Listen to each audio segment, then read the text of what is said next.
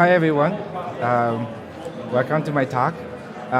Today I'm going to talk about how you can leverage some of the new services that VMware is launching to be able to push code faster into production, right? So let me just start out with a quick introduction to SDLC. I think it's probably a review for most people. And just explain what some of the challenges behind SDLCs are. And then I'm going to talk a little bit about the VMware implementation, a tool we have to allow you to keep all the tools you use, but rather to help you stitch your flows together. And then later I'm going to go over some of the Kubernetes solution we have to allow you to deploy microservices faster into production, and how that relates to the SDLC tooling that we just talked about. And finally, if time allows, we're going to do a quick demo. Nothing flashy, just ability to make some change and then be able to push it, right? And be able to view that change rather quickly. So first, why CICD, why SDLC, right? And really the goal is to, provide a full lifecycle so that the code you write gets to the user in a reliable, consistent way, right? It's really about reducing the manual load and allow, and then also the operational risks that's associated with doing anything manual, snowflakes, operational issues with troubleshooting, right? And be able to deliver things much faster. So really, what SDLC and CICD is doing is, enabling the agile process that that's required to be able to sort of, be able to do continuously pushing things faster. And then it's really a glue in some ways of that ties together all the tools you use in your environment, all the tool sets. So pretty much SDLC is a very opinionated implementation. Everybody loves the way they do their things, right? But at a high level, it's really two things: continuous integration and then continuous delivery, right? So what does that mean? So it's really a set of steps that you follow. And the way we see it is that the continuous integration involves someone checking in the code they do, right? Run through a build process, and then run through some sort of a test framework, right? And hopefully you have enough automation written so that you can run all the tests in an automated way. But that may not always be the case, right? But the goal is to be able to run testing and then be able to have ability to sort of look at the test coverage, right? And then once that testing framework, everything passes, and then you push that into some sort of repo, right? And then once the package is available with the repo, you deploy that into the production environment. And that's really what's involved in terms of SDLC lifecycle, right? Now, so there's a lot of tools involved in doing this, right? So you have, Git, that's pretty much everyone is sort of de-factoring using Git as the software repository management tool. But then you have various test frameworks, Selenium, there's SonarQube, there's, if you're doing Java-based, there's, a whole bunch of other things, right? As, there's testing framework to validate performance, there's testing framework to validating UI, there's a whole bunch of them. And then in terms of the build, right? So you have Jenkins being the most commonly involved in this, Bamboo, and there's all the other ones too. And then obviously you have Artifactory. And from a provisioning perspective, prior to microservices, people relied on the Ansible or Chef or Puppet, right, to write the playbooks to deploy your packages in a most repeatable way, so to speak, right? So that's been, there's a lot of moving parts, and for the most part, most enterprises have the CI portion done extremely well, right? Building a package is not very difficult, and storing that package into a repository or some sort of Artifactory, it's pretty straightforward as well. So the CI portion, for the most part, is pretty much figured out. Now the issue is CD. There is absolutely, there's package dependencies, and then when you have different people working on different things, a lot of times they don't really talk to each other, And as you're trying to deploy the code into production, the CD is always most difficult and it requires a lot of manual processes, right? It's been a challenge, to say the least. Now, now this is changing, obviously, with Kubernetes, right, with microservices, simply because you're decoupling all the dependencies into its own service, right? So now you can leverage the architecture of Kubernetes to be able to simplify your CD process, right? So a lot of the organizations are still doing manual testing, manual deployments, simply because it is just too much dependency to overcome, right? And with Kubernetes, I'm going to show you guys how, if you migrate your monolithic application into microservices, how you can simplify the CD process. And from a Kubernetes perspective, it's built into the Kubernetes, right? So to be able to do, there's various upgrade methods built into the controllers, depending on the controller you do, right? You could do, canary type of upgrade where you say, you know what, I'm going to upgrade 20% of my application, make sure that, from a user feedback perspective, it's pretty good. And when I feel more comfortable, maybe I go to 50% of my microservices, to upgrade. And finally, if everything's still good, then I go to 100%, upgrade everything, right? So that's canary, or you can do blue-green, right? And that'll allow you the ability to sort of just cut over to something that works. Now, a blue-green works well too, but it's not, you don't get that sort of the feedback loop that you normally get with the canary upgrades, or you can do loading upgrades, right? All those things, because it's a microservice, there's less dependency, it's very reliable, and people has been implementing, implementing this to leverage, take advantage of what Kubernetes offers, right? And so with this in mind, pretty much the new flow from a CICD perspective is really, someone commits code into some sort of a repository, whether it is, GitHub or whatever your favorite tool is, and then that commit normally triggers a Jenkins job that does a build, right? And it does some sort of a static testing. So that's still very much traditional to the way it's been done. Nothing's changing, nothing's different, right? And we said in the beginning that people, for the most part, have the CI portion figured out pretty well, right? It's a CD. Now with the Kubernetes framework in mind, now we can do a lot of cool things, right? To sort of, to be able to just, validate just a specific service and push it, right? And then be able to leverage, whether it's canary, whether it's blue-green, or whether it's rolling upgrade. So once that build completes, it gets pushed into a registry. It could be, most likely it's a private registry, and Harbor has been leading the efforts there, right? It's really, there's a lot of cool things they're doing in terms of image scanning, security, right? Security is really becoming the new issue now, is that whatever image you push needs to, you need to run through a sort of security test and making sure that there's no known vulnerabilities embedded in your services. And Harbor is great at doing that. So when you push the new container build into your Harbor registry, and now from the registry, you can implement whatever your favorite upgrade mechanism is to roll services into production faster. Now, so with that in mind, this is really making the entire CI/CD process much simpler, and there's no reason why a organization shouldn't adopt, when you migrate to microservices, right? This is a brand new set of capability that just opened up. So in terms of what is CodeStream, right? CodeStream is a VMware product that's out of our cloud management BU. Its goal is really to simplify this code development, provisioning, and deployment process. So you still have the same exact workflow in terms of the CI, right? You committing your code and do your Jenkins builds and stuff like that.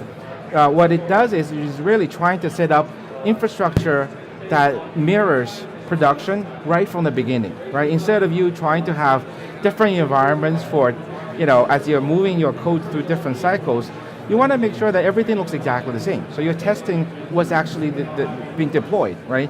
So CodeStream is great at that. It's excellent at building infrastructure that is consistent, repeatable, that looks the same whether it's in development or production, right? You want to test on the infrastructure you're going to actually run. And finally, it goes through this. It allows you to sort of move things as in a workflow manner through the pipeline, and then we provide metrics so that you can look at how well your code has been performing over a period of time, or in a specific instance in time, right? So there's a rich set of metrics that we provide the feedback into our DevOps teams so that they can gain a better understanding in terms of the code coverage, both from a test bug perspective, as well as in terms of your code coverage, in terms of how much tests am I actually doing against the software that I'm running, right? So I'm going to show you guys all this stuff in a demo after this.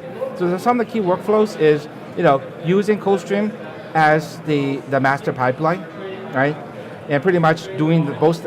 In other words, doing CI and CD at the same time, right? And then rely on CodeStream to help you do the build, and then doing the unit tests and everything, and then deploy the architect infrastructure. Or another way of leveraging CodeStream is really becoming this sort of assembly line. You still leverage your Jenkins, but it's more like this is more of a legacy monolithic workloads where you need a lot of governance. You want to make sure that you don't let things pass until it meets a certain set of criteria. And then lastly, you could keep your CI and then just use CodeStream for the CD portion of it, right? So it's very flexible. Now, to get started with CodeStream, it's very simple. You add the endpoints, you create the pipelines, and really it's just integrating the tools you have, defining the flow. And I'm going to show you guys. Run the pipeline and then manage the execution, meaning that looking at the execution, determine whether something is good enough to go to production, and then looking at the reports in terms of what areas of weakness that a particular team needs to address. So now let's quickly review what the VMware Kubernetes portfolio. Currently there's two ways of creating containers. Two solutions we offer. One is more of an on-premise version, which is called VMware VKE, and then we recently announced a public beta of our cloud version called the Cloud VKE. Currently is AWS, and we're planning to expand that into Azure and a lot of other clouds. So the goal here is to make your Kubernetes multi-cloud aware and be able to consume your Kubernetes. Now, which model is the right model for you to use? It really depends, right? If you like to have a lot of control over your infrastructure, if you want to have the ability to fine-tune your infrastructure for the particular type of workloads, right? The on-premise version of the Cloud PKS, of the PKS, the self-managed version, is better suited. Now, if your goal is to run a workload, sort of have a lower, you're not interested in maintaining your infrastructure, patching your underlying infrastructure, then the Cloud PKS is a much easier way. It allows you to sort of create clusters in a matter of minutes, right, without having to sort of go through the hurdle of deploying physical hardware. The Cloud PKS currently is available. It's offered as SaaS only, right? It is available in 3 AWS regions, and we do a lot of work in the background to make sure that wherever your cluster lands up, you get a consistent set of information, right? Both from a user perspective and from the cluster you have.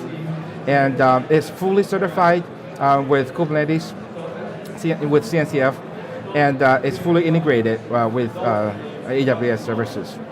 Now, so there's two types of cluster you can create with the VMware Cloud PKS, right? So if your goal is, remember we talked about CICD, there's like dev, there's like staging, there's production, right? So if from a development perspective, you may not need full redundancy, you just want to make sure your code works, right? So we offer what is called a development cluster.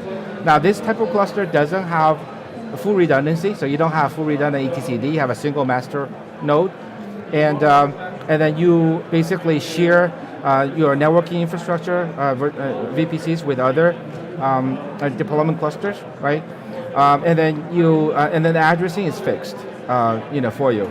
Or you can use what we call the production cluster, and this cluster has, availability zone support, full redundancy from an etcd perspective, so that you don't, if you lose a single master node, you still have two more master nodes to back everything up, so that you don't have failure. It's fully production quality, right? And in this mode, you have the ability to customize your networking as well, right? So it's a dedicated set of networking, and you can consume it, and you can have your choice of US West, Ireland, Europe, or US East, right? So it's really up to where you want to. And it has a very rich policy framework, right?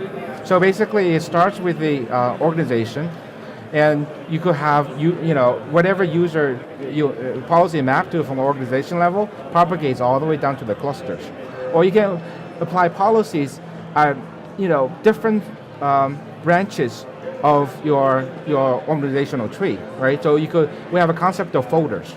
A folder is a way to group users based on the line of business, right? So dev for the web front ends, maybe dev for the back end databases, right? So you can basically split users into different folders, and the policy is hierarchical.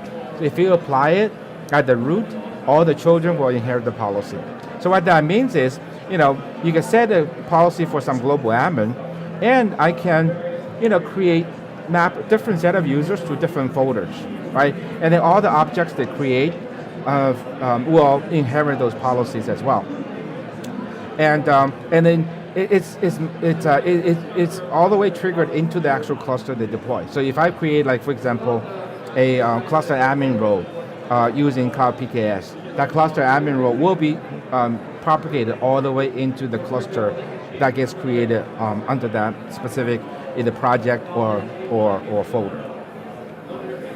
So, and then to consume copycats is super simple, right? You just log in to the portal, you specify the type of cluster you want to do, and then we give you the standard Kubernetes UI for you to manage and monitor. And then this is just the very basic, but it's super simple to integrate with a Fluentd for logging. I have done some videos recently that we published into the YouTube channel. You guys can look at to deploy Prometheus. Pretty much everything is since this is a standard Kubernetes, so anything that community uses for monitoring and management, it's you can use out of box. And once it's done, you're ready to consume it. So I'm going to show you a demo using this workflow where CodeStream is the master pipeline, right? So instead of using Jenkins, I'm actually just using a Docker host to do a very basic image build of a container, and then I'm going to show you how I can set up my pipeline to sort of do the unit testing, to do the actual development testing on a development cluster. And so this is all leveraging our PKS solution, because I can spring up clusters in a matter of minutes, right? And then once I'm done with the development cluster, I can just destroy it. I don't need to really keep it. And then be able to flow through this pipeline, finally having code go into production, and then having visibility into how well my code has been doing. So let's look at the demo.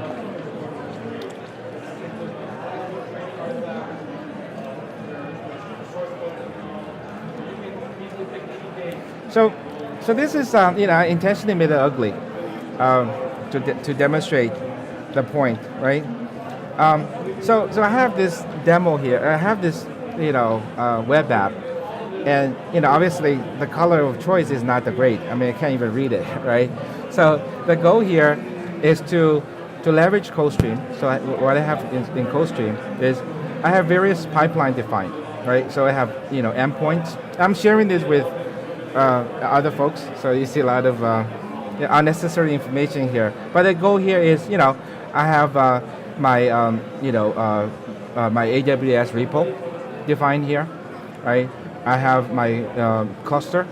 Now, right now it's defined because I have a dev cluster already, so it's always there. But you don't have to. You can create it on demand if you want to, right? And then I have a production cluster. Oh, 5 minutes. Okay. And then I have my build host and everything. And then I have webhooks generated to sort of anytime there is a push event, it will trigger a pipeline. And this pipeline basically goes into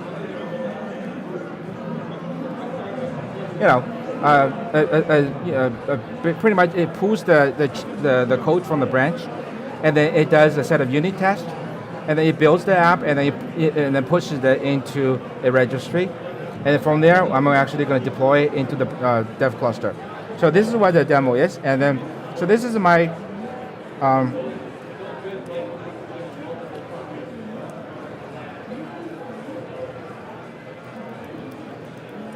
so I'm working on my test branch, right? And so this is the front page for the app, and obviously the color is not the best, so I'm going to make that into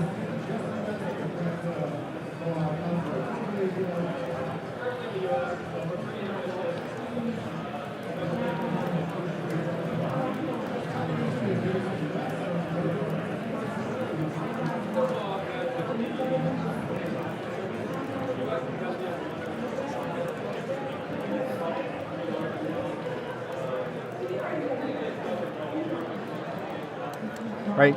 So this, this change here. So since I'm pushing to my branch here, so that should trigger off the webhook I generated.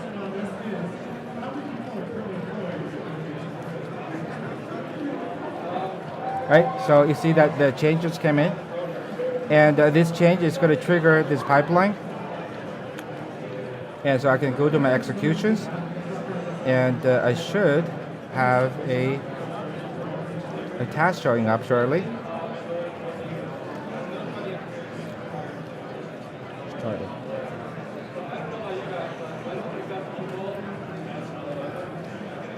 There we go.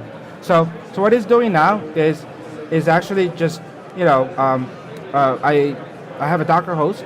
What it's doing is starting a Docker instance, and it's doing Docker in Docker. So it's actually within the Docker, it's actually pulling in the repo, the change I just made from the repo, and I'm actually running Maven test on this particular branch. So it's a Java-based application. So let me go back. Let me show you one that's already done. So right now it's waiting for the Docker host to come online. So there's some ways. Let me show you one that's already started, right? So, I mean, I purposely sort of changed the sequence of it to get the timing right, because I don't have a lot of time, and I don't want to have one stage taking forever, and so I sort of moved some of the CICD stuff into the CI portion, right, just so that things flows faster. So I created the namespaces here because I know creating a load balancer, my application requires a load balancer. It takes longer to create. And so it basically runs the set of unit tests. It does the build, and then it pushes the application into the repository. And then once the code is pushed, it's going to create a deployment in Kubernetes to take the code and push it into the cluster.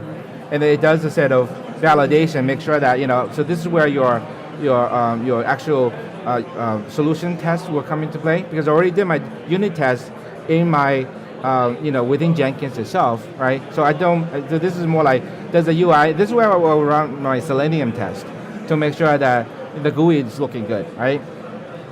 And then finally, if everything is good, I'm going to delete it, and then I'm going to move this into production. Now, you don't normally move code from a development branch into production, but this is just show you it is possible. I mean, with CodeStream, you can specify conditions, right? It's if it's not master, if I'm not doing some sort of pull request, I'm not committing it into production. So you could do all that. So this is only for the purpose of the demo, where I'm just going from anytime I commit anything, it goes straight into production, right?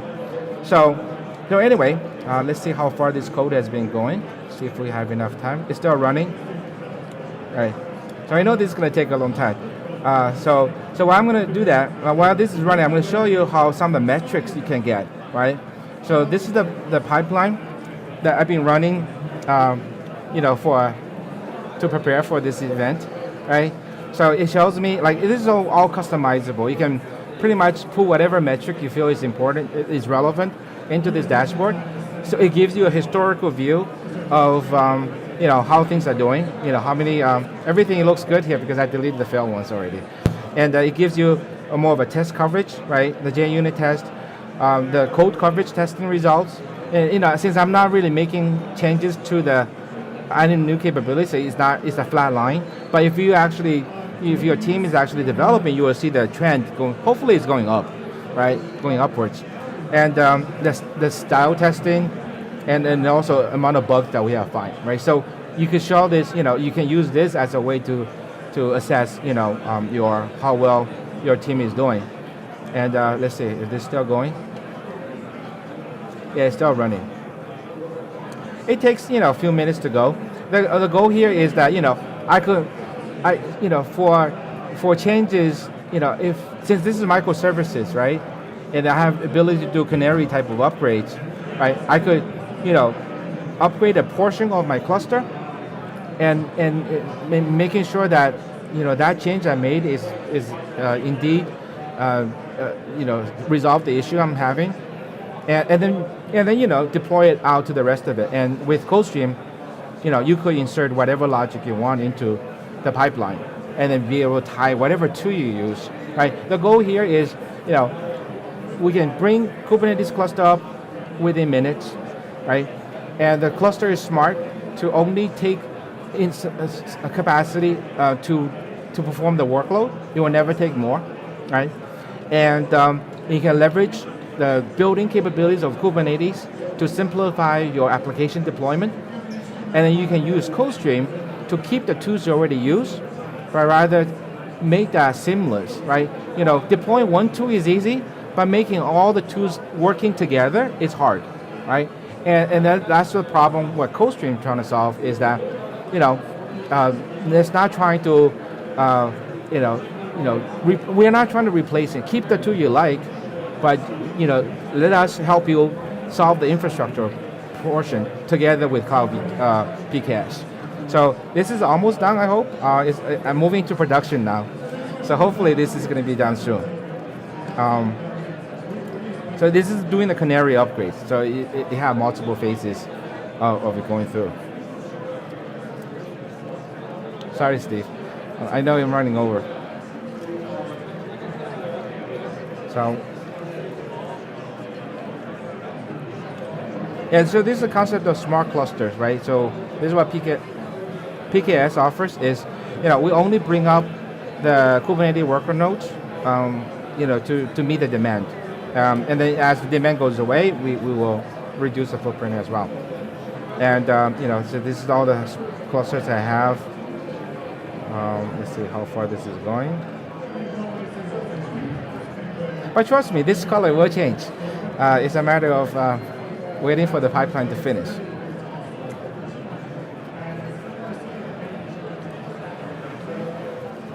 If I get lucky, I think I should, because I'm doing a canary upgrade.